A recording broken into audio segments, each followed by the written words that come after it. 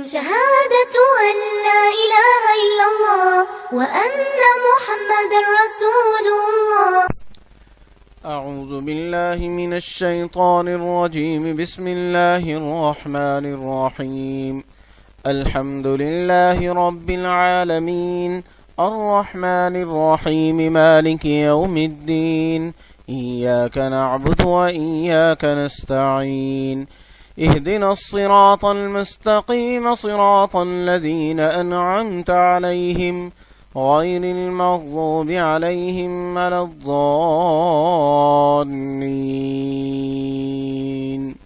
الحمد لله وكفى وسلام على عباده الذين اصطفى. أما بعد،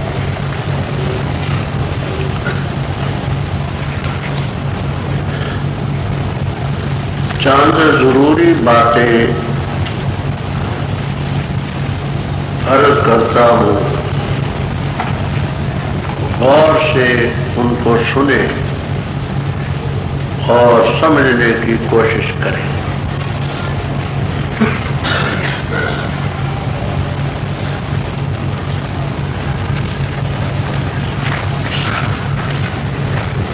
قرآن کریم اللہ تعالیٰ کی آسمانی کتابوں میں آخری اور مکمل کتاب ہے۔ اللہ تعالیٰ کے فضل و کرم سے یہی قرآن کریم لوح محفوظ میں تھا، یہی قرآن کریم حضرت صلی اللہ تعالی علیہ وسلم کی زبان سے جاری ہوا،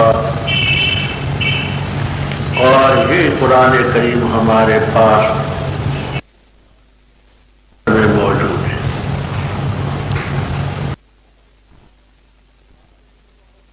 باتیں تو بہت سی کہنے کی ہیں، مگر سب باتیں بیان کرنے کا وقت نہیں ہوتا۔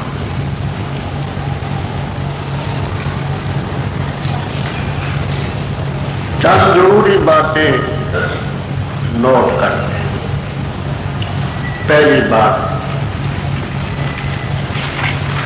لفظ قرآن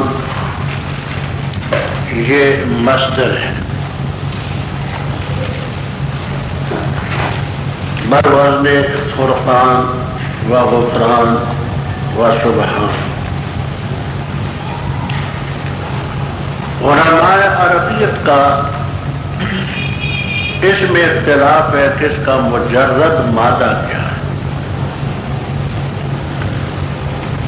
بات فرماتے ہیں اس کا مجرد مادہ ہے قرنا یقرن ہے۔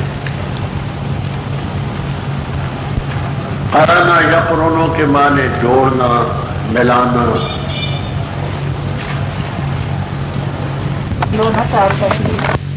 کبھی فاعل کے معنی میں آتے ہیں، کبھی مفعول کے معنی میں آتا ہے۔ تو یہ مبنی للمفعول ہے۔ تو قرآن کے معنی مقرون ہے، مقرون بعضہ ببعض، بعض کو بعض کے ساتھ جوڑا گیا، مضمون مضمون کے ساتھ، صورت صورت کے ساتھ، دعویٰ دلیل کے ساتھ، جنت تک کا ذکر دوزخ کے ساتھ، مومنین کا کافروں کے ساتھ۔ تو لفظ قرآن قرنا یقرن مجرد مادہ ہے، بمعنی مقرون کے۔ دوسرے حضرات فرماتے ہیں کہ نہیں، اس کا مجرد ہے قرأ یقرأ فتح، اور مبنی للمفعول ہے، معنی یہ ہے مقروء، پڑھی ہوئی کتاب، یعنی جو کتاب دنیا میں پڑھی جاتی ہے سب سے زیادہ وہ یہی ہے، اور پڑھے جانے کے قابل بھی یہی ہے۔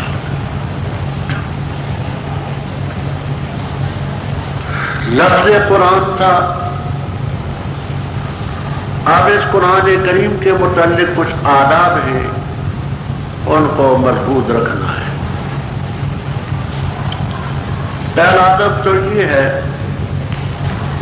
اللہ تبارک و تعالیٰ کا ارشاد ہے وَإِذَا قَرَأْتَ الْقُرْآنَ فَاسْتَعِذْ بِاللَّهِ مِنَ الشَّيْطَانِ الرَّجِيمِ۔ اذا قرأت ہے اذا اردت ان تقرأ، کشاف، بیضاوی، ابو سعود وغیرہ۔ جب تم ارادہ کرو قرآن کریم کے پڑھنے کا تو اعوذ باللہ من الشیطان الرجیم پڑھا کرو، اس لیے کہ کوئی بھی نیک کام ہو شیطان اس میں رکاوٹ ڈالتا ہے، کیونکہ ہمیں نظر نہیں آتا، اس لیے اللہ تعالیٰ کی مدد سے پناہ لیتے کہ اعوذ باللہ من الشیطان الرجیم، میں پناہ لیتا ہوں اللہ تعالیٰ کی مدد لے کر شیطان سے جو مردود ہے۔ تو قرآن کریم کے پڑھنے کے آداب میں اعوذ باللہ من الشیطان الرجیم پڑھنا۔ حدیث ہے ابو داؤد میں، نسائی میں، مسند احمد میں، موارد الزمان وغیرہ میں کہ کل امر ذی بال، ہر وہ کام جو اچھا ہو، شان والا ہو، درجے والا ہو، اس کو نہ شروع کیا جائے فی روایت بے بسم اللہ الرحمن الرحیم، یہ روایت بھی ہے، بے حمد اللہ کے لفظ بھی ہے، بے ذکر اللہ کے بھی ہے، اور بے بسم اللہ الرحمن الرحیم کے لفظ بھی ہے۔ امام نووی رحمہ اللہ تعالی شرح مسلم میں اس روایت کو بیان کر کے فرماتے جید کھری سند کے ساتھ، تو جو اچھا کام ہو اس کو شروع کرنے سے پہلے بسم اللہ ہی پڑھنی چاہیے، بسم اللہ الرحمن الرحیم، کیونکہ اعوذ باللہ کا پڑھنا قرآن سے ثابت ہے،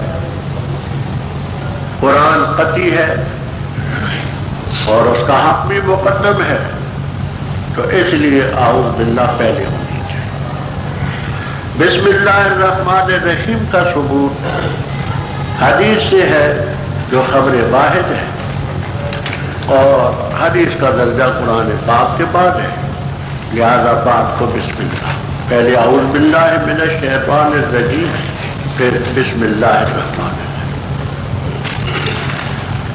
اور ویسے بھی سلب کا مقام ایجاب سے پہلے ہے، پہلے لا الہ ہے پھر الا اللہ ہے۔ اعوذ باللہ میں پناہ لینی ہے جو سلب کے درجے میں ہے، اور بسم اللہ الرحمن الرحیم میں رب تعالیٰ کی ذات سے استعانت کرنی ہے، جو اس بات کے معنی میں۔ تو قرآن کریم کے آداب میں سے یہ ادب ہے کہ اعوذ باللہ پڑھیں پھر بسم اللہ پڑھیں۔ علامہ شامی رحمہ اللہ تعالی لکھتے ہیں کہ سب کتابوں میں بسم اللہ پڑھیں، اور باقی کتابوں میں اور عند الاستاذ اعوذ باللہ قرآن کے علاوہ کسی میں نہ پڑھیں۔ قرآن میں تو پڑھنا ہے، نص سے ثابت ہے۔ قرآن کریم کے آداب میں سے ایک ادب یہ ہے کہ لا یمس الا المطہرون، بے وضو قرآن کریم کو ہاتھ نہ لگایا جائے۔ ائمہ ثلاثہ رحمہم اللہ تعالی کا یہ مسلک ہے، وہو القول المشہور للامام احمد رحمہ اللہ۔ امام احمد رحمہ اللہ تعالی کا بھی مشہور قول ہے، وہ ائمہ اربعہ رحمہم اللہ تعالی اس کے قائل ہیں کہ بے وضو قرآن کریم کو ہاتھ نہیں لگانا چاہیے، پڑھنے کی اجازت ہے عند القرب، زبانی قرآن کریم پڑھنا چاہے تو بے وضو پڑھ سکتا ہے، کوئی پابندی نہیں۔ جنبی نہیں پڑھ سکتا، حائض اور نفسا نہیں پڑھ سکتے، باقی قرآن کریم بے وضو پڑھ سکتے، ہاتھ بھی لگا سکتے۔ اس لیے انسان ہے، اگر وضو ٹوٹ جائے تو اپنے ساتھی کو اشارہ کر دے کہ بھائی قرآن پاک کو بند کر دینا اور بے وضو ہاتھ نہ لگا۔ قرآن کریم کی تفسیر سب سے پہلے قرآن کریم سے ہو۔ اگر ایک مقام پر قرآن پاک میں اجمال ہے، اختصار ہے، تو دوسرے مقام پر اس کی تفسیر۔ ظاہر بات ہے کہ جو تفسیر خود قرآن کریم میں ہو وہ سب سے اقدم ہو۔ اس کے لیے ضروری ہے کہ آپ یہ اصطلاح بھی یاد رکھیں۔ یہ عین کا لفظ آپ جانتے ہیں کہ رکوع کا مخفف ہے، جس کے معنی ایک تفسیر سے جزء کے آتے ہیں، ایک جز۔ اس رکوع کے اوپر ایک ہندسہ ہوتا ہے، ایک اس کے پیٹ میں ہوتا ہے، ایک نیچے ہوتا ہے۔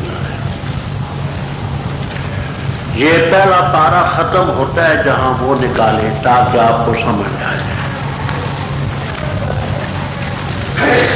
جہاں پہلا پارہ ختم ہوتا ہے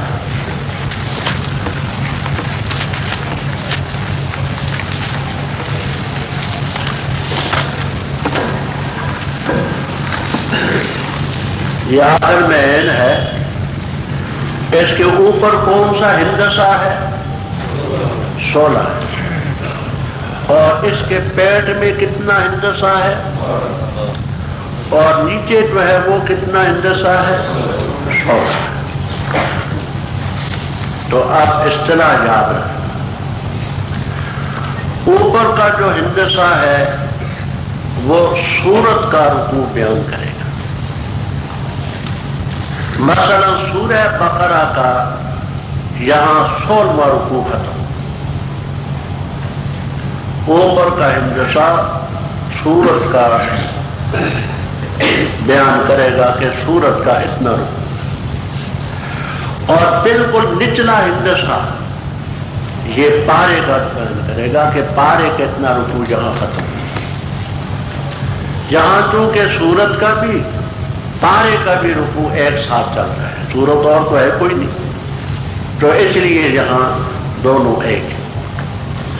تو کیا اصطلاح میں نے عرض کی؟ اوپر والا ہندسہ سورت کا رکوع بیان کرے اور نچلا ہندسہ پارے کا۔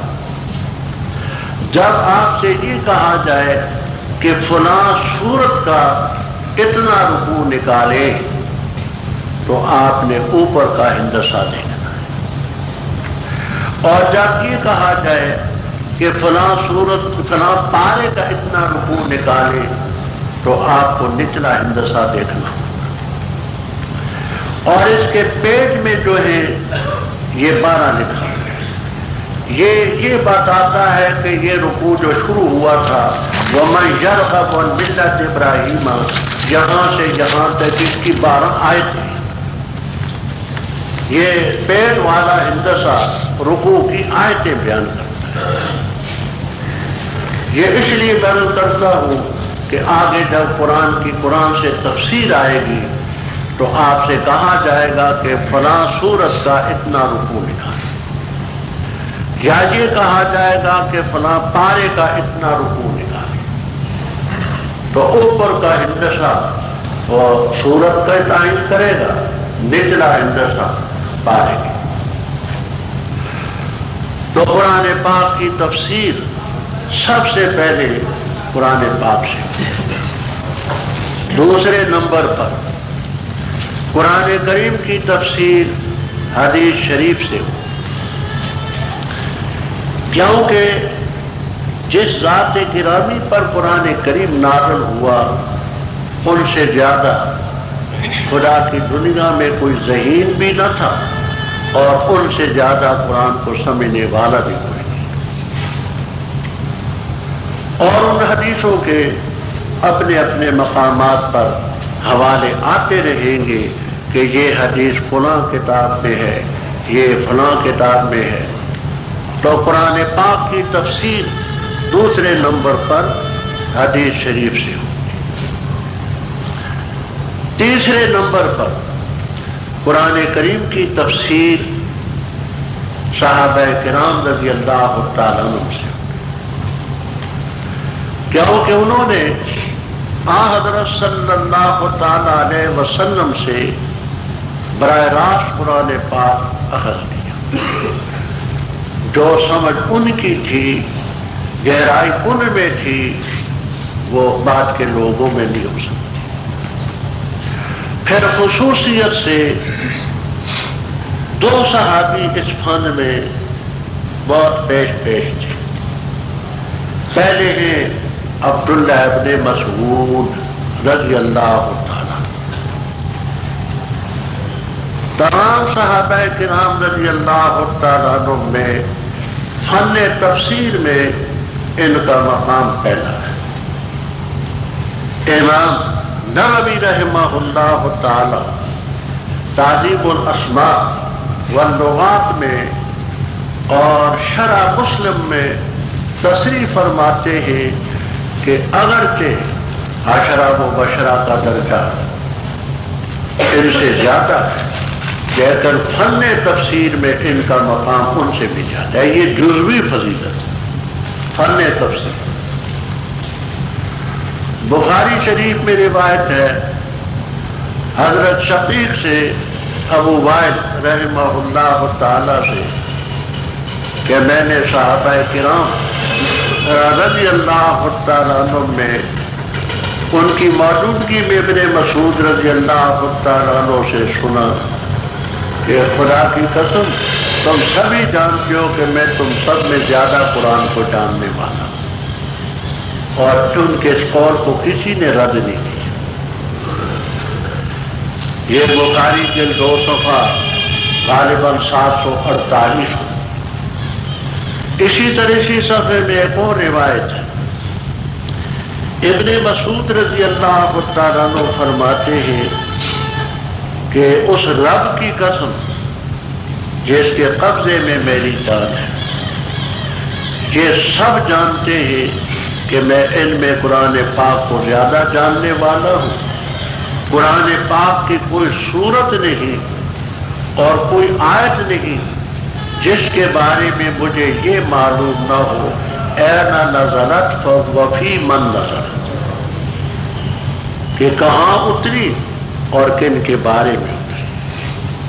یہ روایت بھی بخاری بھی موجود. حضرت ابن مسعود رضی اللہ تعالیٰ عنہ کا مقام اس لحاظ سے اونچا ہے. اور بخاری میں روایت ہے حضرت صلی اللہ علیہ وسلم نے فرمایا کہ قرآن کریم پڑھو تم 4 آدمیوں سے. فبدا ابن مسعود، پہلے نام پر حضرت ابن مسعود رضی اللہ تعالیٰ عنہ کا ذکر کرتا. تو تمام صحابہ کرام رضی اللہ تعالیٰ عنہ میں عبداللہ ابن مسعود رضی اللہ تعالیٰ عنہ کا مقام قرآن پاک کے تفسیر میں سب سے اونچا. نہ صرف یہ کہ قرآن پاک میں بلکہ فقیہ الامت، امت میں سب سے بڑے فقیہ تھے.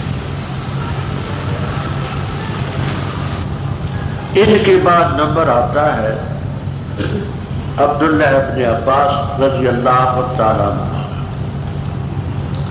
یہ اگرچہ بچے سے، بخاری میں روایت ہے کہ حضرت صلی اللہ تعالیٰ علیہ وسلم جب دنیا سے رخصت ہوئے تو فرماتے انا ابن 10 سنین، میری عمر 10 سال تھی. 10 سال کا بچہ کیا ہوگا؟ غیر جنین کے لیے آپ کی خصوصی دعائیں. یہ سب روایتیں بخاری میں مختلف ابواب میں مذکور ہیں۔ ایک موقع پر حضرت صلی اللہ تعالی علیہ وسلم قضاء حاجت کے لیے تشریف لے گئے، واپس آئے تو ایک کوزہ اور لوٹا پانی کا بھرا ہوا رکھا تھا۔ فرمایا من وضع، یہ لوٹا کس نے رکھا ہے؟ تو عبداللہ ابن عباس رضی اللہ تعالیٰ عنہ نے فرمایا حضرت میں نے رکھا ہے کہ آپ طہارت کریں گے۔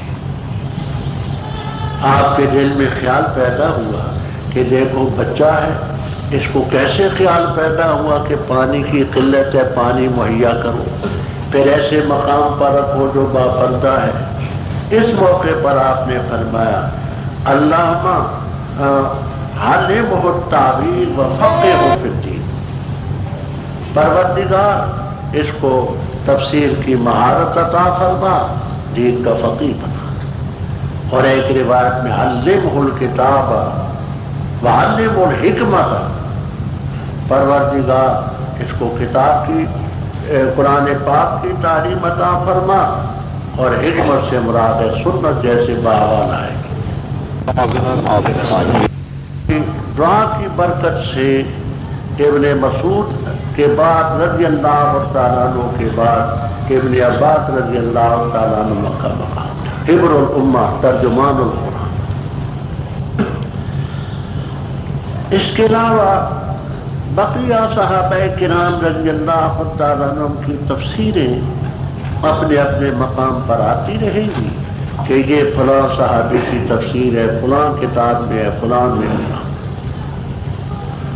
چوتھے نمبر پر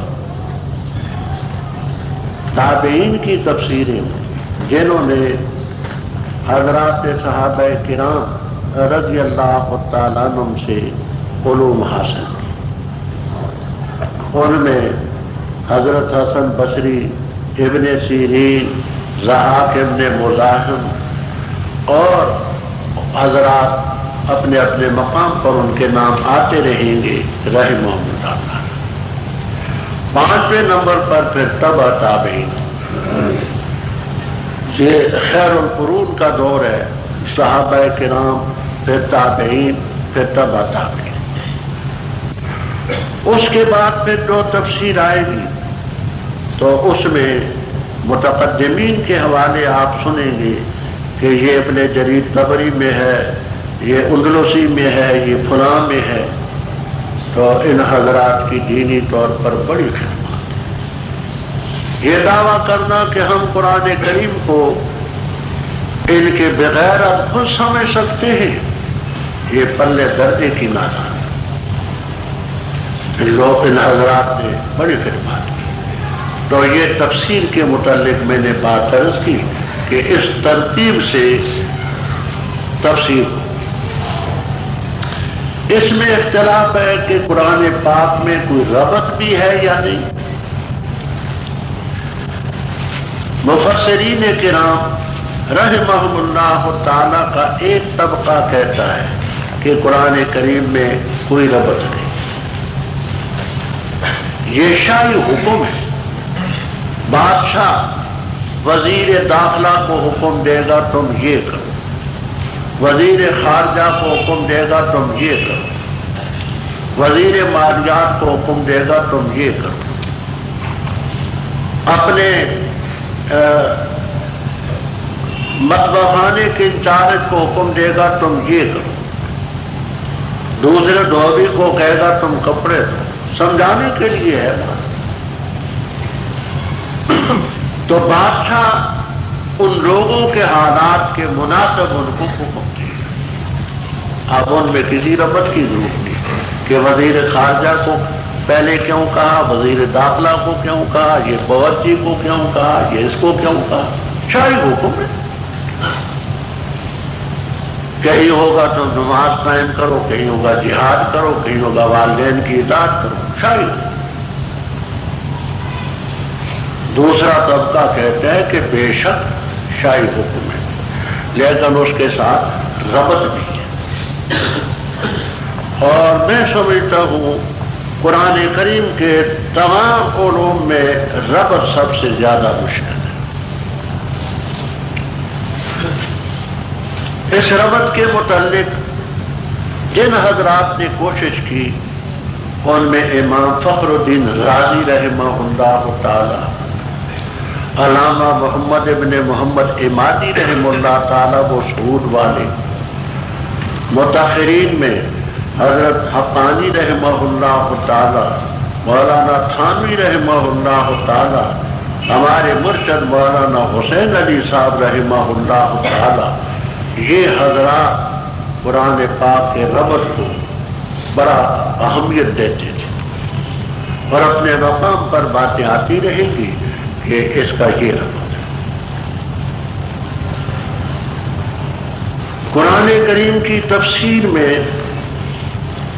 ہم ان مسائل کو نہیں چھیڑیں گے جو فرعی مسائل کہلاتے ہیں، کیونکہ اتنا وقت نہیں ہوتا۔ اب یہاں ہم یہ شروع کریں کہ امام کے پیچھے سورہ فاتحہ پڑھنی ہے یا نہیں پڑھنی، آمین جہر کے ساتھ ہے یا سر کے ساتھ ہے، تو پھر تو مہینہ اسی بھی گزر جائے گا۔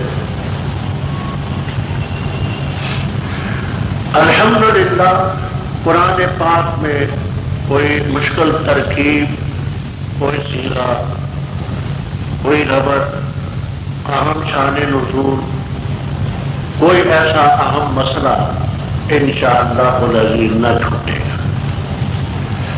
باقی انسان ہے، بعض دفعہ کسی چیز کی طرف توجہ نہیں ہوتی۔ اب ہمارا طریق یہ ہے کہ ابھی تو حضرات آ رہے ہیں، پہلا دن ہے اور بھیڑ ہوگی وفاق کے امتحان کے بعد، پھر یہ جگہ بھی نہیں ہوگی جہاں جگہ نہیں ہوتی، وہ وسیع جگہ میں انتظام کرنا ہوتا ہے، تو وفاق کے امتحان کے بعد پھر خاصی بھیڑ ہوتی ہے۔ اس وقت تک ہم آہستہ آہستہ چلتے ہیں۔ آج مثلا سورہ فاتحہ ہوگی، کل ایک پاؤ ہو جائے گا، پرسوں ایک پاؤ ہوگا، تو ایک پارا یا کم و بیش یہ اس وقت تک ہوگا۔ آگے ان کے آنے کے بعد روزانہ ایک پارا ہوا کرے گا انشاءاللہ۔ اس کی وجہ یہ ہے کہ پھر رمضان شریف میں ایک پارا ہونا مشکل ہوتا ہے۔ یہاں 4، 4.5، 5 گھنٹے بھی مسلسل بیٹھنا پڑتا ہے، تو ظاہر بات ہے کہ روزے میں تو اس عمر میں پھر بولا نہیں جا سکتا۔ اس لیے ہماری یہ کوشش ہوتی ہے کہ 20 پارے کے لگ بھگ یہ شعبان میں ہو جائے، پھر آگے رمضان میں آدھا پارا، کبھی پون پارا۔ اس کے ساتھ ہماری یہ کوشش بھی ہوتی ہے کہ امتحانوں کے بعد پھر دور دراز سے بھی حضرات آتے ہیں۔ گزشتہ سال بھی انڈیا سے آئے تھے، بنگال سے آئے تھے، دارالعلوم دیوبند سے آئے تھے، تو ان حضرات نے کیونکہ جانا بھی ہوتا ہے، دور دراز کے لوگ ہیں، تو ہماری کوشش یہ ہوتی ہے کہ 20 رمضان، 21، 22 اس کے لگ بھگ قرآن کریم ختم ہو جایا کرے، تاکہ جن حضرات نے دور دراز جانا ہے وہ عید کے موقع پر پہنچ سکے۔ پھر عین عید کے دنوں میں رش اور بھیڑ بھی زیادہ ہوتی ہے، پھر چلنے میں جانے میں دقت بھی پیش آتی ہے، تو یہ تمام مجبوریاں ہمارے پیش نظر ہیں۔ اس میں ایک گزارش یہ عرض کر دوں کہ علم کی ہم قدر کرتے ہیں اور خوشی بھی ہوتی ہے،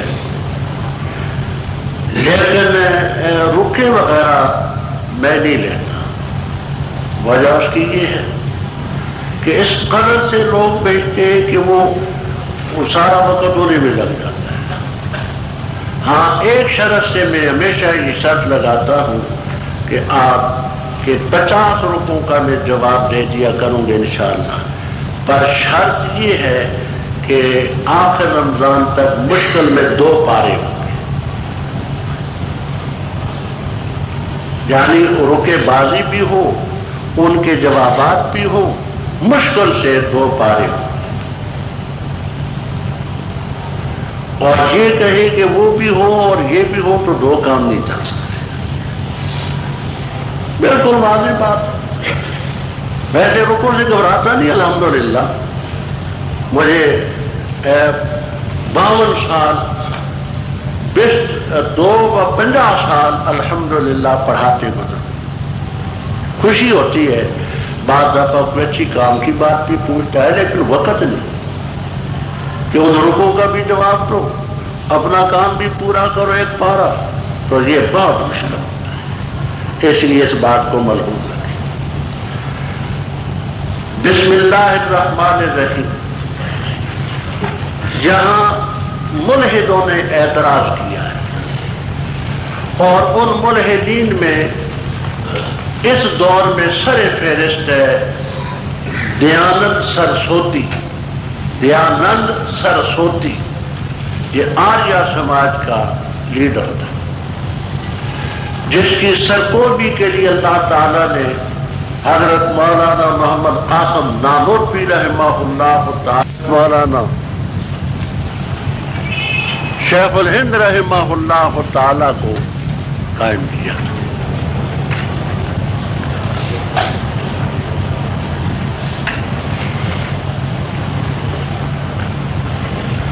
وہ بیٹری لانے گیا ہے، وہ آج نیا دن تھا، وہ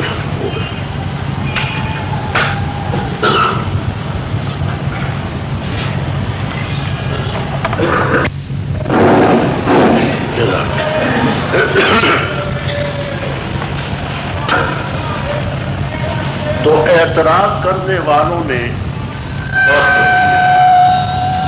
اس دور میں سر دیانند سرسوتی آریہ سماج کا لیڈر تھا، جس نے کتاب لکھی ہے ستیارت پرکاش۔ ستیارت پرکاش، اس کا 14واں باب قرآن کریم پر اعتراضات کے لیے باب ہے، اور ہمارے اس کے جوابات بھی دیے۔ وہ کہتا ہے کہ قرآن کریم اللہ کا کلام نہیں،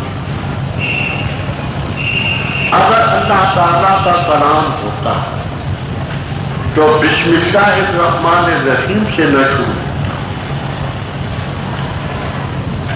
کوئی اور لفظ ہوتا۔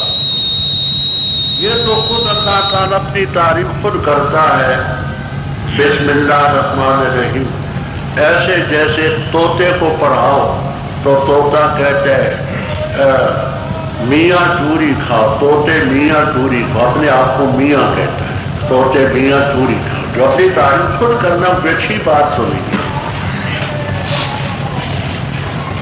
کہ اللہ اپنے نام سے شروع کرتا ہے۔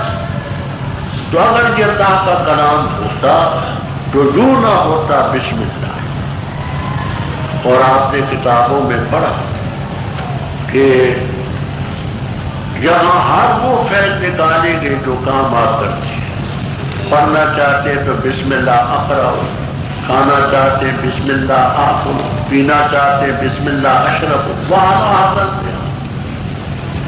تو اگر یہ اللہ کا کلام ہوتا تو اپنے نام سے نہ شروع کرتا، معلوم ہوتا ہے کہ یہ اللہ کا کلام نہیں کسی اور کا۔ اللہ تعالیٰ جزائے خیر عطا فرمائے۔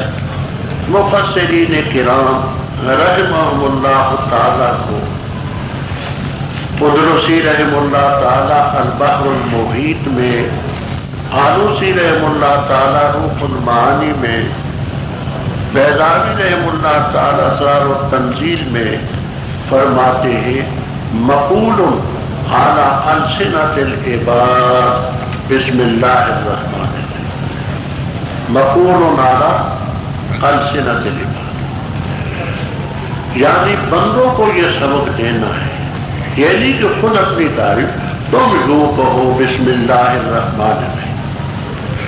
اس کی مثال ایسی سمجھے کہ جیسے ایک استاد اپنے شاگردوں کو عرضی اور درخواست لکھنے کا طریقہ بتلاتا ہے کہ بیٹا جب تم نے عرضی لکھنی ہو، درخواست دینی ہو تو یوں لکھو بخدمت جناب استاد محترم. تو یہ استاد محترم میاں مٹھو نہیں بن رہا بلکہ اس کو سبق دے رہا ہے. تو اسی طرح اللہ تعالیٰ نے عباد کو سبق دیا. مقول علی السنۃ العباد. بسم اللہ الرحمن الرحیم. نام اس کا سورۃ الفاتحہ. سورۃ الفاتحہ بھی ہے، ام الکتاب بھی ہے، ام القرآن بھی ہے، سورۃ الکافیہ بھی ہے، وافیہ بھی ہے، کنز بھی ہے، سورۃ السوال بھی ہے، سورۃ المسئلہ بھی ہے. متعدد نام ہے. اور یوں سمجھیے کہ جب آدمی کسی سے کچھ مانگنا چاہتا ہے تو 3 چیزیں مربوط ہوتی ہیں. کسی سے سوال کرنا ہوتا ہے تو اس میں 3 چیزیں مربوط ہوتی ہیں. پہلی چیز یہ ہوتی ہے کہ اس کی تعریف کرتے ہیں. آپ بڑے سخی ہیں، بڑے ہمدرد ہیں، بڑے خیر خواہ ہیں، اس کی تعریف. پھر اپنا ربط بتاتے ہیں کہ حضرت ہم آپ کے سائے میں تو رہتے ہیں، آپ کے پاس نہ ہے جو کس کے پاس جائیں. پھر آگے اپنا مطلب بیان کیا جاتا ہے کہ میں اس مقصد کے لیے آیا. اس میں پہلے رب تعالیٰ کی تعریف ہے. الحمدللہ رب العالمین الرحمن الرحیم مالک یوم الدین. اللہ تعالیٰ کی تعریف. آگے اپنا اور رب تعالیٰ کا ربط. ایاک نعبد و ایاک نستعین. ہم کہہ رہے ہیں کہاں جائیں؟ سوال آگے اہدنا الصراط المستقیم یہ مانگا. تو پہلے اس کی تعریف، پھر اپنا ربط، پھر آگے مقصد. الحمدوں کے متعلق وہ بات سے ہم یہاں نہیں کرتے. رحمان استغراق کے لیے، جنس کے لیے، آج کے لیے، حمد کے کیا معنی، وہ باتیں بڑی طویل ہوں. یہاں موٹی موٹی باتیں ہوں. سب تعریف اللہ تعالیٰ کے لیے جو تمام جہانوں کا پروردگار ہے. عالمین میں عالم انس ہے، عالم جن ہے، عالم الملائکہ ہے. اور عالم کا لفظ یہ آنے کا صیغہ ہے. ما یعلم بہ، جیسے خاتم آنے کا صیغہ ہے. ما یختم بہ، جس کے ساتھ مہر لگائی جائے. تو یہ چیزیں جو ہیں اللہ تعالیٰ کی قدرت اور اس کے وجود کی نشان ہے. الرحمن الرحیم. شاہ عبدالعزیز صاحب رحمہ اللہ تعالیٰ فرماتے ہیں کہ رحمان اس کو کہتے ہیں کہ بن مانگے دے بغیر مانگے. رحیم وہ ہے جو مانگنے کے ساتھ. اللہ تعالیٰ نے جو نعمتیں ہمیں دی ہیں بے شمار ایسی ہم نے نہیں مانگی. ہمیں اس وقت سمجھ ہی نہ تھی کہ ہم زبان مانگے، آنکھیں مانگے، کان مانگے، ہاتھ مانگے، انگلیاں مانگے، پاؤں مانگے. کوئی سمجھ نہ. یہ رب نے بن مانگے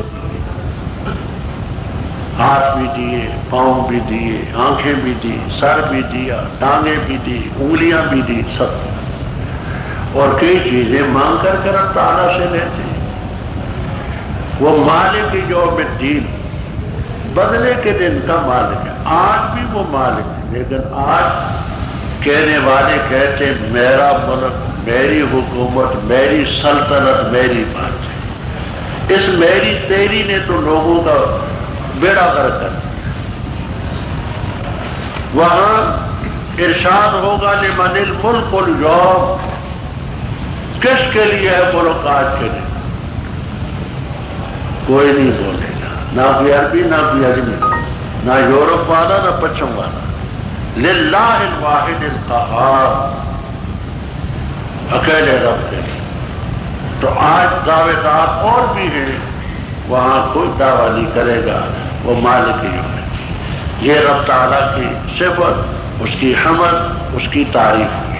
اب آگے رب ایاک نعبد، یہ نعبد و فعل ہے، ایاک اس کا معمول ہے، مفعول ہے۔ معمول کو بعد میں ہونا چاہیے، یوں چاہیے تھا نعبد کا، لیکن حصر کے لیے پہلے لائے ہیں تیری ہی ہم عبادت کریں۔ تو حصر کے فائدے کے لیے اس کو مقدم لائے۔ عبادت زبانی بھی ہوتی ہے، بدنی بھی ہوتی ہے، مالی بھی۔ ہم التحیات میں اقرار کرتے ہیں التحیات للہ والصلوات والطیبات، کہ تمام زبانی عبادتیں اور بدنی عبادتیں اور مالی عبادتیں صرف رب ہے۔ یہی وجہ ہے، حدیث میں آتا ہے، صحابہ کرام رضی اللہ تعالیٰ عنہ نے آپ سے پوچھا، حضرت ہم ایک دوسرے سے ملتے ہیں تو کیا مصافحہ کر سکتے؟ فرمایا ہاں، مصافحہ بھی درست ہے۔ اور المعانقہ کا مستقل باب ہے حدیث میں، معانقہ بھی کر سکتے ہیں۔ حضرت اینحنی لہو، کیا مصافحہ کرتے وقت جھکا کرے؟ قال لا، جھکنا نہیں۔ یہ بھی کھڑا ہے، وہ بھی کھڑا ہے، تو جھکے گا تو رکوع کی سی کیفیت پیدا ہو۔ یہ رکوع صرف خدا کی، سجدہ صرف خدا کی۔ ہاں ایک ہے جھکنا بامرے مجبوری، وہ یہ کہ مثلا میں بیٹھا ہوا ہوں، کوئی آ کر کے مجھ سے ملنا چاہتا ہے، وہ کھڑا ہے تو جھکے گا۔ میں لیٹا ہوا ہوں، وہ ملے گا تو جھکے گا۔ تو یہ جھکنا اور نوعیت کا ہے، کیونکہ ایک لیٹا ہوا ہے یا بیٹھا ہوا ہے، وہ کھڑا ہے، اور ایک یہ کہ وہ بھی کھڑا ہے، یہ بھی کھڑا ہے۔ اینحنی لہو قال لا، جھکنا نہیں۔ اس لیے کر کے کہ جھکنے میں رکوع کے ساتھ مشابہت ہے۔ اور بعض نوآموز طلبہ قرآن کریم پڑھتے ہیں اور مجمع کے سامنے یوں ہاتھ باندھ کر کے کھڑے ہوئے۔ ہم نے اپنے اکابر کو دیکھا، اگر کسی بچے نے ہاتھ باندھا ہوتا تھا ہاتھ کھول دے، کہ یہ وجہ ہاتھ باندھ کر کے کھڑے ہونے کی صرف رب کے سامنے، پبلک کے سامنے یوں ہاتھ باندھ کر کے مت کھلے چھوڑ کر کے۔ تو عبادت قولی ہو، بدنی ہو، مالی ہو، اپنے مقام پر نظر و نیاز وغیرہ کی باتیں آئیں گی، صرف تیرے لیے ایاک نعبد، ہم خاص تیری ہی عبادت کریں۔ وَإِيَّاكَ نَسْتَعِينُ، یہ بھی حصر کے لیے ہے، نستعین کا تھا، ہم مدد چاہتے ہیں تجھ سے، لیکن حصر کے لیے ضمیر فصل پہلے لائے، ہم خاص تجھ سے مدد چاہتے ہیں۔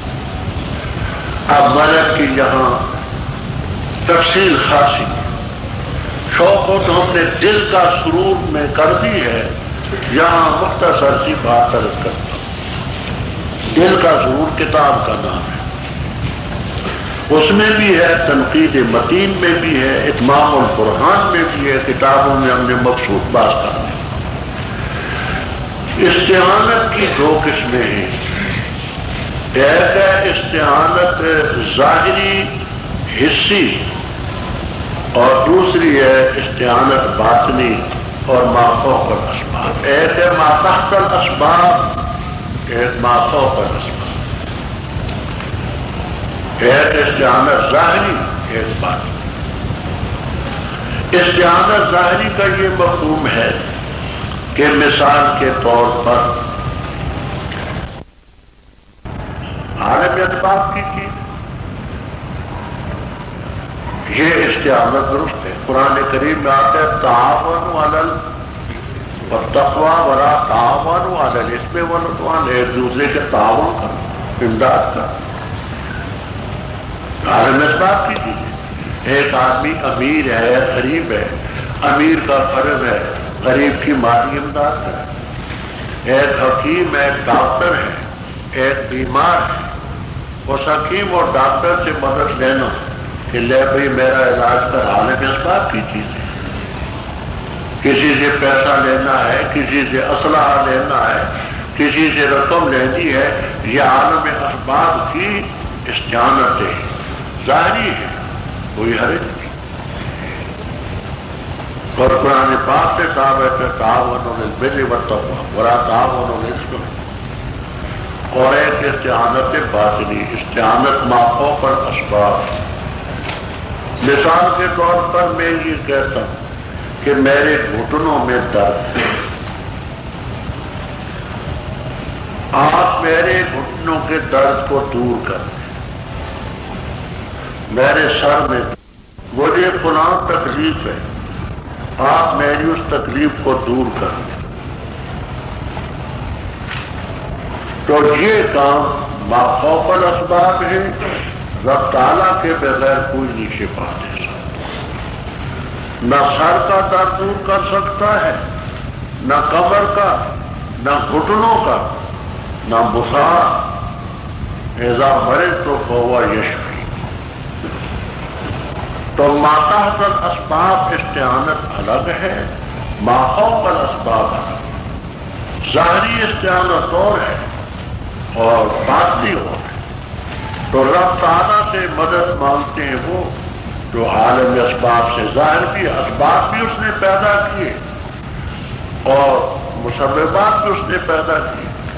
تو اس سے یہ کہنا کہ ظاہری استعانت بھی مخلوق سے نہ ہو، وہ خود شریعت کے خلاف ہے۔ تعاونوا علی البر والتقویٰ، احادیث موجود ہے، ایک دوسرے کی امداد کرو۔ اب مقصود کیا ہے؟ مقصود ہے اہدنا الصراط المستقیم، پروردگار ہمیں چلا سیدھے راستے۔ یہاں بھی ملحدوں نے اعتراض کیا، کہتے ہیں کہ نمازی 50 سال تک نمازیں پڑھتے ہیں، 60 سال، 70 سال، 80 سال، 90 سال، اور کہتے ہیں ہمیں راستہ بتا، صراط مستقیم بتا۔ جب صراط مستقیم اسے راستہ ہی معلوم نہیں تو چلے گا کب؟ انہوں نے اس مقام پر ہدایت سے اراد و طریق کا مانا کہ اللہ ہمیں راستہ بتا، تو راستہ بھی تمہیں پتہ ہی نہیں چلا 100 سال تک، مرتے دم تک، تو چلو کہ اس پر اللہ تعالیٰ جزائے خیر عطا فرمائے۔ مفسرین کرام رحمہ اللہ تعالیٰ کو انہوں نے جہاں بتایا کہ مراد اس سے ہے گویا کہ ایصال الی المطلوب، پروردگار ہم اس راستے پر ثابت ہے اور مطلوب تک پہنچا دے، ارادہ و طریق نہیں ہے۔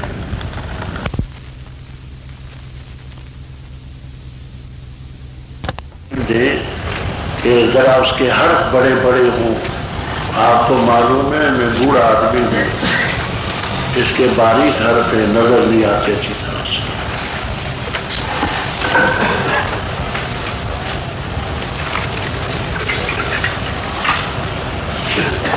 جنہیں آج تو ہو گئے، کل سے انشاءاللہ زندگی رہی، کل سے نہ۔ اچھا، یہ آج ہی آپ نے اصطلاح سنی ہے، آپ سورۃ النساء کا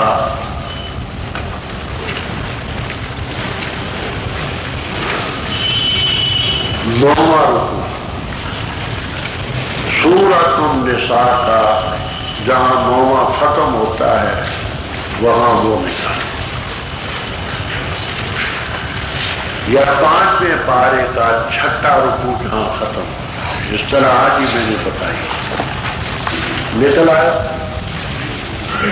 تو آپ نے سورت کا رکوع دیکھنے میں کون سا ہندسہ دیکھنا ہے؟ اوپر کا، اور پارے کا، اچھا تو یہ جہاں اوپر 9 لکھا ہوا ہے یہ ہے سورۃ النساء کا 9واں ختم ہوا، اور نیچے کتنا ہے 6، تو گویا 5ویں پارے کا 6واں رکوع یہاں ختم۔ اب دیکھیے یہ آخری آیتیں میں پڑھتا ہوں۔ اعوذ باللہ من الشیطان الرجیم، بسم اللہ الرحمن الرحیم۔ وَمَن يُطِعِ اللَّهَ وَالرَّسُولَ وَأُولَٰئِكَ مَعَ الَّذِينَ أَنْعَمَ اللَّهُ عَلَيْهِمْ مِنَ النَّبِيِّينَ وَالصِّدِّيقِينَ وَالشُّهَدَاءِ وَالصَّالِحِينَ وَحَسُنَ أُولَٰئِكَ رَفِیقًا۔ آیت نظر آتی ہے؟ اب دیکھیے اس میں اللہ تعالیٰ نے منعم علیہم کا ذکر فرمایا۔ کون ہے؟ فرمایا جس نے اللہ تعالیٰ کی اطاعت کی اور رسول صلی اللہ علیہ وسلم کی اطاعت کی، فَأُولَٰئِکَ مَعَ الَّذِينَ، وہ ان لوگوں کے ساتھ ہوں گے انعم اللہ علیہم جن پر اللہ تعالیٰ نے انعام کیا۔ وہ کون ہے؟ میں نے ان کا بیان ہے، من النبیین، پہلے درجے میں نبی، والصدیقین، حق کی تصدیق کرنے والے، والشہداء، اللہ تعالیٰ کے راستے میں شہید ہونے والے، والصالحین، اور نیک لوگ۔ یہ اللہ تعالیٰ نے خود انعمت علیہم، علیہم کی تفسیر کی کہ منعم علیہم یہ 4 طرح۔ اب بات سمجھے، بات تو بڑی طویل ہے، میں مختصر سے عرض کرتا ہوں، وہ تفصیل سے دیکھنی ہو تو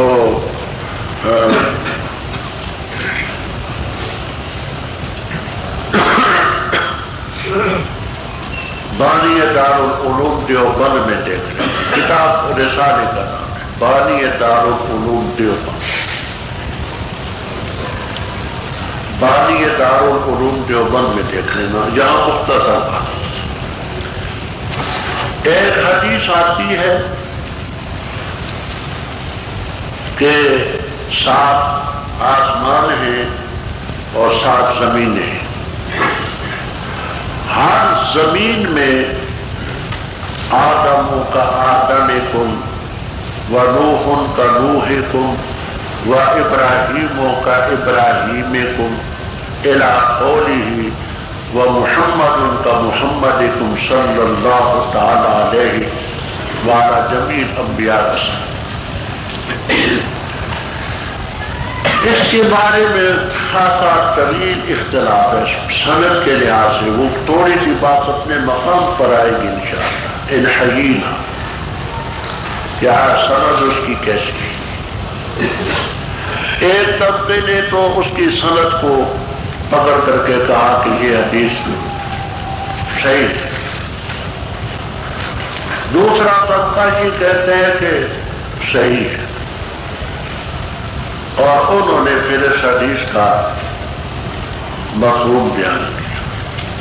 ان حضرات میں 2 شخصیتیں نمایاں ہیں،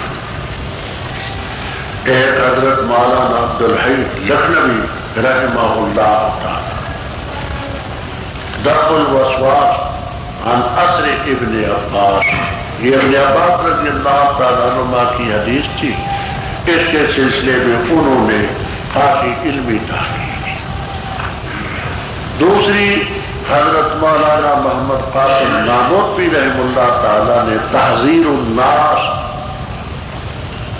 عن اثر ابن عباس رضی اللہ تعالیٰ، یہ تحذیر الناس حضرت نے لکھی۔ اس حدیث کی مبسوط بات علمی بھی ہے۔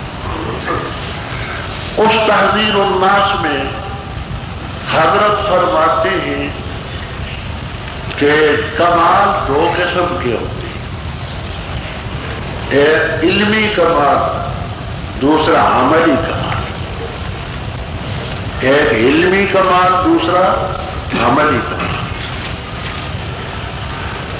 کہتے ہیں کہ پھر اس علمی کمال کی بھی دو قسمیں ہیں.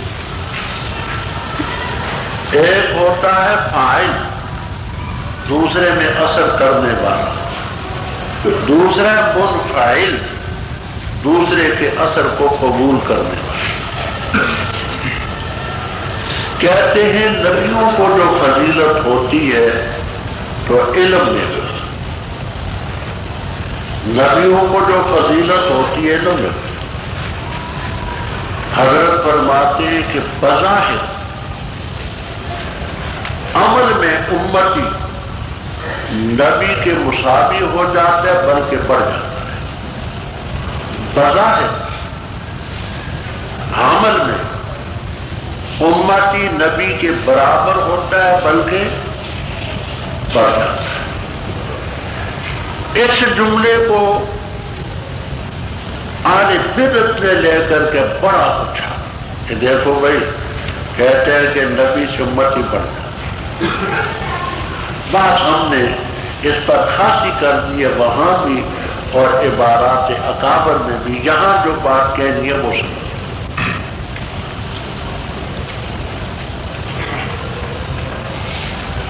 معراج کی رات 5 نمازیں فرض. معراج کی رات 5 نمازیں فرض. معراج کے سن میں ہوا.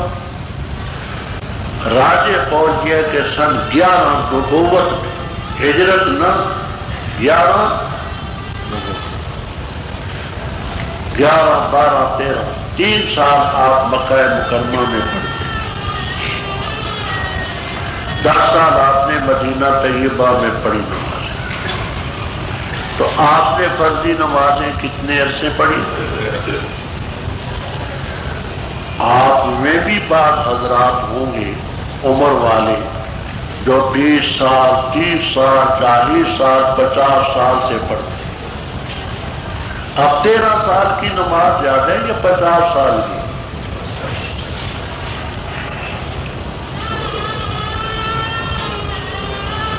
سمجھ آتی ہے بات کہ 13 سال کی نماز زیادہ ہے یا 30 40 50 60 سال؟ مجھے یاد ہے کہ تخمیناً میں تقریباً 65 سال سے اب 80 سال کے قریب میری عمر ہے. تو 65 سال سے تو میں پڑھتا ہوں. اب 65 سال کی نمازیں گنتی میں زیادہ ہیں یا 13 سال؟ آپ کوئی نادان کہتی نہیں 65 سال کی تعداد کم ہوتی ہے 13 کی زیادہ ہوتی ہے تو اس سے کیا جھگڑا ہے؟ روزے فرض ہوئے 2 رمضان میں. آپ نے 9 سال روزے رکھے فرضی اور میں نے الحمدللہ سمجھانے کے لیے کہتا ہوں 7 سال سے زائد عرصہ رکھا. اب 7 سال کے روزے زیادہ ہیں یا 9 سال کے؟ تو عمل میں بظاہر امتی تو بڑھ گیا. کون اس کا انکار کرتا ہے؟ اب میں یہ کہوں کہ عمر میں حضرت صلی اللہ علیہ وسلم سے بڑا ہوں. آپ کی 63 سال عمر کی میری 80 سال ہے. تو آپ کوئی کہتے کیوں 80 سال کہتے ہیں تو کب بڑا ہے؟ ویسے نادانی کا کیا جواب ہے؟ دب کے کام. تو بظاہر عمل میں امتی نبی کے مساوی بھی ہو سکتا ہے اور بڑھ بھی سکتا ہے. لیکن ہمارا اور ہمارے اکابر کا یہ پختہ عقیدہ ہے کہ نبی صلی اللہ علیہ وسلم کی ایک عبادت ترازو کے ایک پلڑے پہ رکھی جائے. ساری امت کی تمام عبادتیں ترازو کے دوسرے پلڑے پر رکھی جائے. آپ کی ایک عبادت ہے. جس اخلاص کے ساتھ جو علمی وسعت ہے، جس اخلاص کے ساتھ آپ نے کی وہ کسی اور کو حاصل. اور امت بھی ابو بکر صدیق رضی اللہ تعالیٰ عنہ سے لے کر آخری امتی تک جو ہو سکتا ہے ان تمام امتیوں کی تمام عبادتیں ترازو کے ایک پلڑے پر آپ ایک عبادت ایک پلڑے پر رکھو وہ بھاری. بات سمجھ آتی ہے؟ تو بظاہر تو امت ہی بڑھ گیا. کون اس کا انکار کر سکتا ہے کہ نہیں جی 7 سال کم ہوتے ہیں 13 سال زیادہ ہوتے ہیں اور 80 سال کم ہوتے ہیں 13 سال زیادہ ہوتے ہیں. تو پیغمبر صلی اللہ تعالی علیہ وسلم کا جو علم تھا جس میں اخلاص اور خشوع اور للہیت ہو سکتی ہے وہ اور کسی کو نصیب ہو. یہی وجہ آپ نے بخاری میں مسلم میں روایتیں پڑھی کہ امتی اگر احد پہاڑ سونے کا بھی خرچ کر دے. احد بہت بڑا پہاڑ ہے. اللہ تعالیٰ سب کو حج کی توفیق نصیب فرمائے. بہت بڑا پہاڑ ہے. احد پہاڑ سونے سر و زر یا زہر سونا وہ نیل کا بھائی نا جاگنے کا بھائی نا سونا قیمتی. تو امتی اگر احد پہاڑ سونے کا خرچ کرے اور صحابی مد 15 چٹان کا ہوتا ہے اور نصیب نصف 7.5 چٹان کا 1 پاؤنڈ ہوتا ہے. فرمایا میرا صحابی ایک مد 15 چٹان جنس چنے منجی باجرا مکھی گندم کوئی شے خرچ کرے تو فرمایا تمہارا عمر پہاڑ سونے کا میرے صحابی کے اس مد کو نہیں پوچھا. ورا نصیفہ نصف مد کو بھی نہیں. نصف و نصیف کلاہما بمانن قالہ فی القاموس. نصف و نصیف دونوں 7.5 چٹان جنس میرا صحابی خرچ کرے اور تم احد پہاڑ سونے کا خرچ کرو تو نہیں پہنچ. دیکھنا صحابی بھی امتی ہم بھی امتی. صحابی بھی امتی ہم بھی.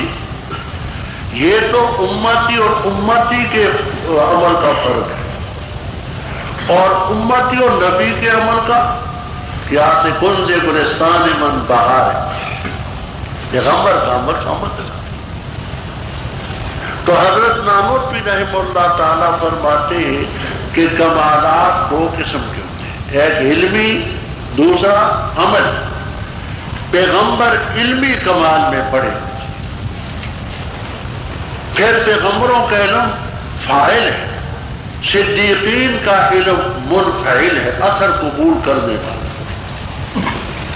یہ 2 صفتیں ہیں علمی کمال میں. ایک فاعل کی دوسری منفعل کی. ایک مؤثر دوسری متاثر. اور دوسرا کمال کا عمل.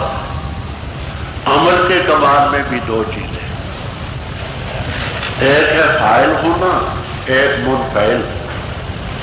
شہداء میں یہ عمل ہے اور یہ فاعل ہے. کیا کرتے ہیں ان اللہ اشتری من المؤمنین انفسهم بان لهم الجنہ کا آگے یقاتلون فی سبیل اللہ اللہ کے راستے میں لڑتے ہیں قتل کرتے اور قتل کیے جاتے. پہلے قتل کرتے پھر مرتے. بغیر قتل کیے نہیں مرتے. یقاتلون فی سبیل اللہ فیقتلون. پہلے یقتلون ہے پہلے نہ یقتلون میں آنا. پہلے قتل کر پھر اس کے بعد یقتلون کی بات ہے. تو یہ عمل وہ ہے جو اصل ہے اور دوسرا ہے متاثر منفعل وہ صالحین. تو یہ 4 قسم کے ہیں منعم علیہم. نبی صدیق شہداء صالحین. علم میں پہلی 2 قسمیں کمال علمی سے تعلق رکھتی ہیں. ایک علم فاعل دوسرا منفعل. اور دوسری 2 چیزیں عمل سے تعلق رکھتی ہیں. ایک عمل فاعل اور دوسرا منفعل. یہ 4 قسم کے لوگ ہیں جن پر اللہ تعالیٰ نے انعام کیا ان کے راہ. غیر المغضوب علیہم لگا، ان لوگوں کا راستہ نہ ہو جن پر غضب کیا گیا اور نہ گمراہ۔ ترمذی، ابو داؤد طیالسی، مسند احمد وغیرہ حدیث کی کتابوں میں روایت موجود ہے، اور زیادہ بسط سے روایتیں تفسیر در منصور میں منقول کہ حضرت صلی اللہ علیہ وسلم نے مغضوب علیہم کا مصداق یہود کو قرار دیا اور ظالم کا مصداق آپ نے نصارہ کو قرار دیا۔ وجہ یہ بیان کرتے ہیں راضی رحم اللہ تعالی وغیرہ کہ راستہ جو انسان چھوڑتا ہے تو اس کی دو ہی ٹوٹتے ہیں عقلی طور۔ ایک یہ کہ غلط فہمی کا شکار ہو کر کے چھوڑے، ایک یہ کہ قصداً و ارادتاً غلط راستے پر چلے۔ یہود علم رکھتے تھے، حق کو جانتے تھے، یعرفونہ کما یعرفون ابناءہم، جان بوجھ کر کے وہ غلط راستے پر چلتے۔ وہ مغضوب علیہم کا مصداق۔ نصارہ میں اتنا علم نہ تھا، وہ غلط فہمی کا شکار ہو کر کے غلط راستے پر چلتے۔ لیکن یہ گمراہی ایک ایسی چیز ہے کہ زہر ہے، سم قاتل، اگر کوئی کھان سمجھ کر کے پھونکے گا پھر مرے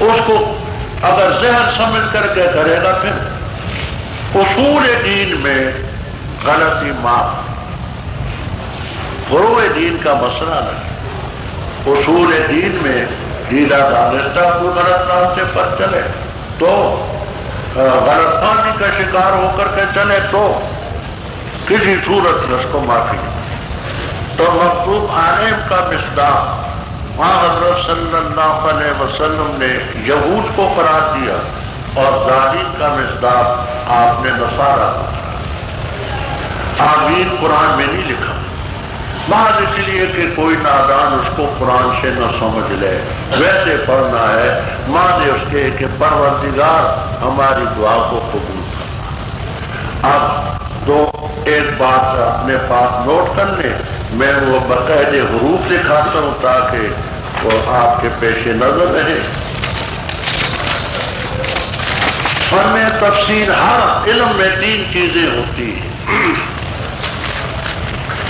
ایک ہوتی ہے اس کی تعریف، علم کی تعریف،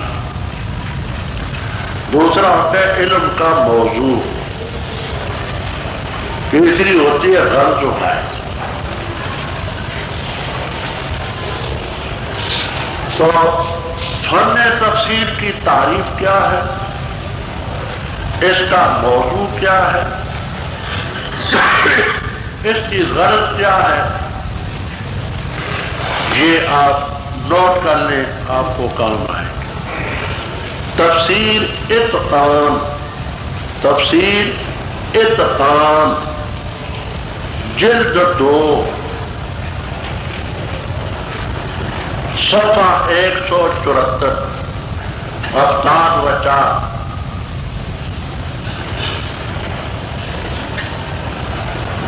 میں ہے قال الزرکشی رحمہ اللہ تعالی، التفسیر علم یبحث فیہ، التفسیر علم یبحث فیہ عن کیفیت النطق، التفسیر علم یفهم به، التفسیر علم یفهم به کتاب اللہ المنزل علی نبیہ محمد صلی اللہ تعالی علیہ وسلم، وبیان معانیہ، وبیان معانیہ واستخراج احکامہ وحکمہ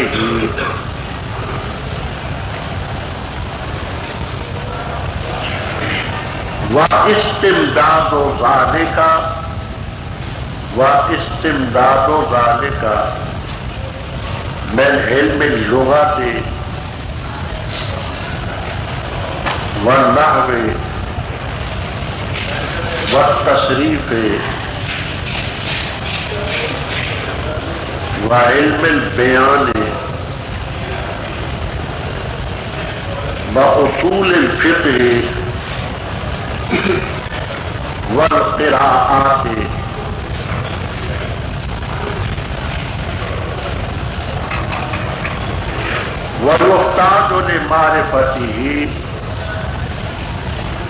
ويحتاج لمعرفته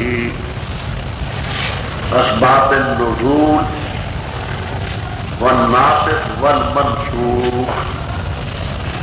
یہ کوئی شاید سنا دے کیا لکھ پایا میں.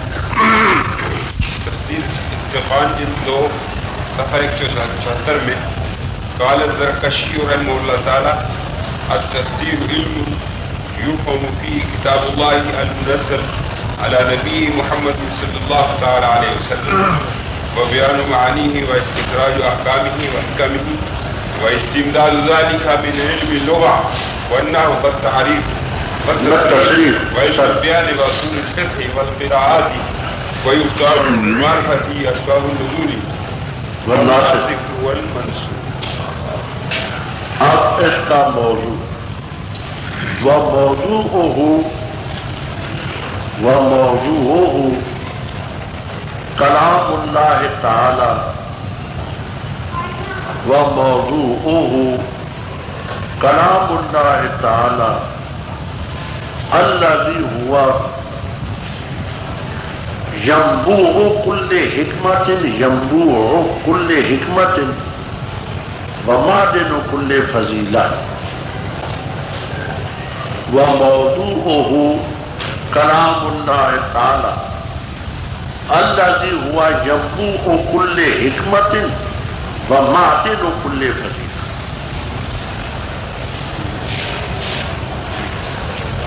معنی میں کرتا ہوں. اوپر دیکھیے زرکشی رحمہ اللہ تعالیٰ جن میں تفسیر کے تعریف یہ کی وہ ایسے علم ہے جیسے اللہ تعالیٰ کی کتاب جو اتاری گئی ہے حضرت نبی صلی اللہ علیہ وسلم پر اس کو سمجھا جائے اور اس کے معانی کا بیان کرنا اور احکام کا نکالنا استخراج کرنا وہ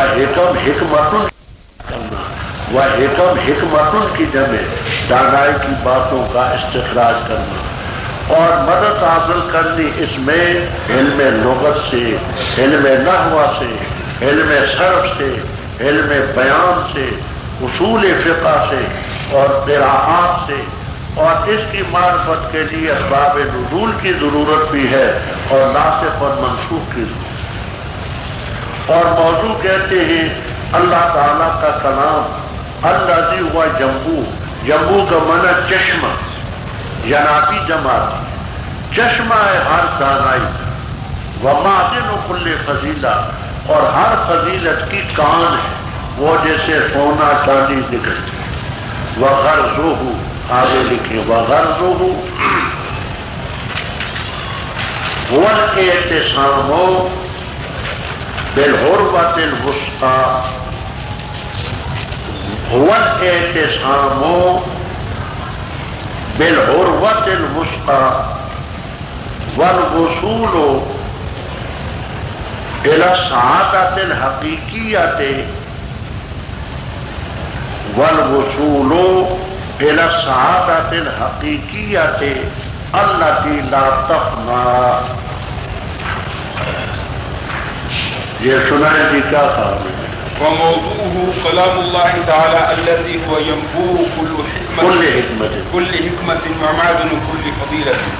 وغرضه هو الاعتصام بالعروة الوثقى والوصول إلى السعادة الحقيقية التي لا تفنى. اور کی غرض یہ ہے اعتصام، مضبوطی سے پکڑنا مضبوط دستے کو اور اس سعادت حقیقیہ تک پہنچنا جو کبھی بھی فنا نہ ہوگی۔ یہ ہم نے علم تفسیر کی تاریخ بھی، اس کا موضوع بھی اور اس کے متعلق اس کی غرض بھی مختصر سی بیان کر دی۔ اب آپ اخلاص کے ساتھ دعا فرمائیں، اللہ تعالی ہمیں اس نیک مقصد میں کامیابی نصیب فرمائے۔ معتمم صاحب صوفی عبدالحمید بیمار ہے، اس کی صحت کے لیے اور منظر مسلمین کی صحت کے لیے دعا فرمائیں۔ ہمارے ساتھی مولانا عبدالحکیم صاحب دنیا سے رخصت و ان کی مغفرت کے لیے دعا فرمائیں، اور جو حضرات ہم سے جدا ہو کے اللہ تعالیٰ جنت میں ان کے درجات بلند فرمائے۔ مظلوم عراقی مرد، عورتیں، بچے جو ظالمانہ کارروائی میں ان کا شکار ہوئے، اللہ تعالیٰ ان سب کے درجات بلند فرمائے۔ اللہ تعالیٰ ہمیں اخلاص کے ساتھ علم دین حاصل کرنے کی توفیق عطا فرمائے، اور اللہ تعالیٰ اپنی کتاب سمجھنے کی، اس کے مطابق عقیدہ رکھنے کی، عمل کرنے کی توفیق عطا فرمائے، اور اس کو نشر اشاعت کرنے کی توفیق عطا فرمائے۔ وصلی اللہ۔ آج ذرا لیٹ آیا ہوں میں، انشاءاللہ العزیز کردہ ساؤتھ الاسلام کیسٹ سینٹر، بازار دیگاں والا، جڑ محلہ، مسجد مولوی عبدالغنی والی، گجرانوالہ۔ یاد رکھیے ہمارے پاس دنیا کے نامور قراء حضرات کی تلاوتیں، ممتاز علماء کرام اور اکابرین دیوبند کی تقریریں، مشہور و معروف شعراء کرام کی نظموں کا گراں قدر کیسٹوں کا مرکز، ساؤتھ الاسلام کیسٹ سینٹر، بازار دیگاں والا، جڑ محلہ، مسجد مولوی عبدالغنی والی، گجرانوالہ کو ہمیشہ خدمت کا موقع دیں۔ ساؤتھ الاسلام کیسٹ سینٹر، گجرانوالہ۔